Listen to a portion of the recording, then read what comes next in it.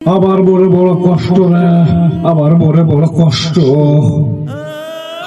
আমরা আগে lucky cigarette খাইতাম, ডার্বো সিগারেট খাইতাম, আর এখন বর্তমানে আকিস বিড়িও কিনে খাইতে পারতাছি না রে ভাই। আগে আমাদের সিগারেটের দাম ছিল 8 টাকা, 10 টাকার একটা নোট দিতাম, 2 টাকা ফেরত দিত। আর এখন ওই সিগারেটের দাম 10 টাকা থেকে 12 টাকা করছে। অতি দুঃখের সহিত বলতে হয়, এই সিগারেটের দাম যদি না কমানো হয় বাংলার জনগণকে, আমি বলতে চাই বাংলার মানুষ যদি একবার শুরু করে সিগারেট খাওয়া, ওই কোম্পানি কিন্তু সিগারেট বানাও শেষ করতে পারবে না। কিন্তু আমরা সিগারেট আপাতত বেশি একটা খাইতেছি না বিদায় সিগারেটের দাম বারবার বাড়ানো হচ্ছে।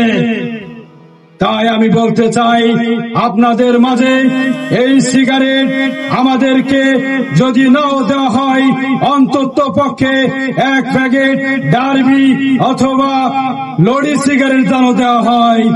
লড়ি সিগারেট খেয়েছিলাম একবার, ওই পাকিস্তানের মুম্বাই শহরের ত্রিভুজ কোনায় একটি গাছ ছিল, সেই গাছের নাম ছিল পুটিশালি গাছ। ওই গাছে অনেক ধরনের মানুষ নেশা করত। তখন আমরা ওই গাছ ছিঁড়া পাতা দিয়া সিগারেট বানাই খাইতাম।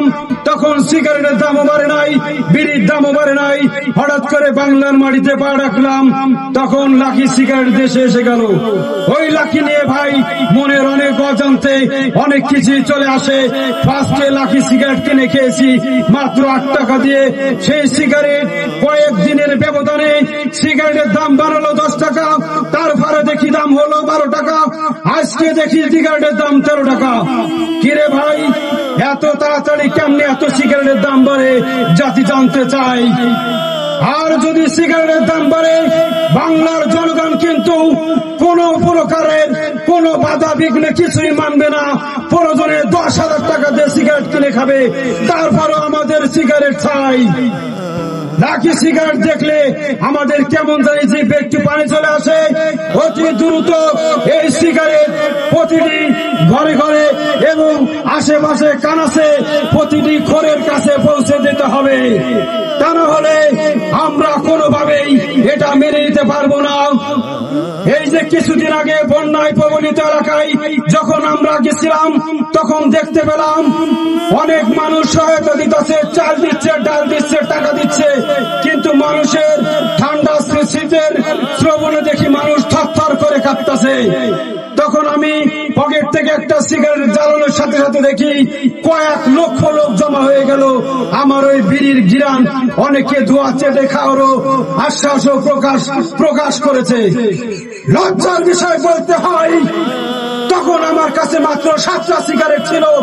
তখন যখন আমি বের করছি সিগারেটগুলি, তখন মানুষ বলে, ভাই আমাদের টাকার দরকার নাই, পয়সার দরকার নাই, ভাতার দরকার নাই, ঘরের দরকার নাই, আমাদের শুধু একটা সিগারেট দিলে আমরা মহা খুশি হয়ে যাব। এমনকি এক মুরব্বী আমাকে একটি টর্চ লাইট দেয়, বলে ভাই এই টর্চ লাইটের বিনিময়ে আমাকে একটি সিগারেট দাও।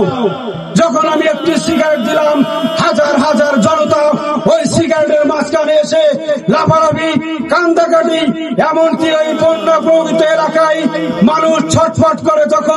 তখন মানুষের আর খাবারের কাছে কেউ যায় না। ইয়াং জেনারেশনের পোলাপান সবাই ছুটে আসে সিগারেটের জন্য। তখন আমি ফোন করলাম আমাদের ঢাকায় বিশিষ্ট ইউটিউবার মোহাম্মদ ইব্রাহিম হোসেনের কাছে।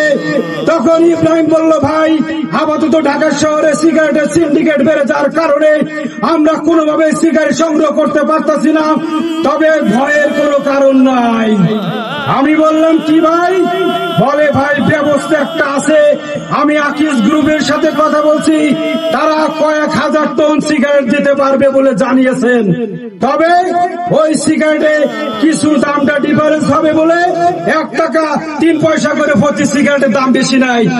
ওই ইব্রাহিম তখন ঢাকা থেকে সিলেট, সুনামগঞ্জ, এমনকি নোয়াখালী পর্যন্ত প্রতিটি সেন্টারে করা সিগারেট পাঠায় কার্টুনে কার্টুনে।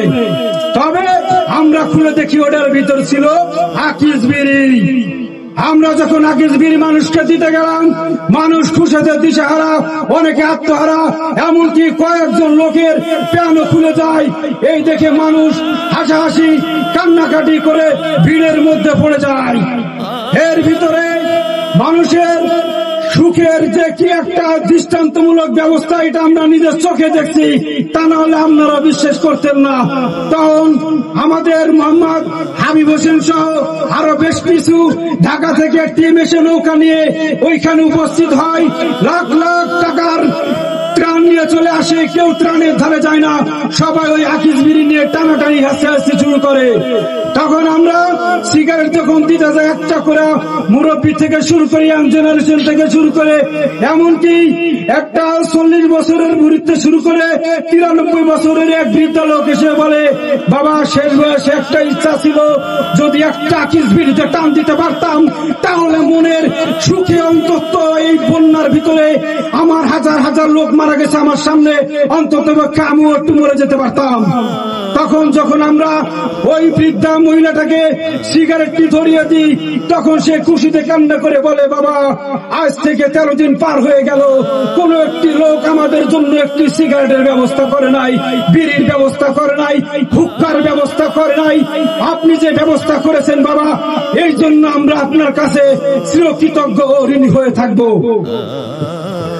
অতি দুঃখের সহিত বলতে হয়, যতটা গ্রাম অঞ্চল থেকে শুরু করে এবং আমাদের বাংলাদেশের প্রতিটি জেলায় জেলায় যে সমস্ত জায়গা ক্ষতিগ্রস্ত হয়েছে, শুধু ত্রাণ দেওয়া হয়, টাকা দেওয়া হয়, অর্থ দেওয়া হয়, কিন্তু বিড়ি দেওয়া হয় না।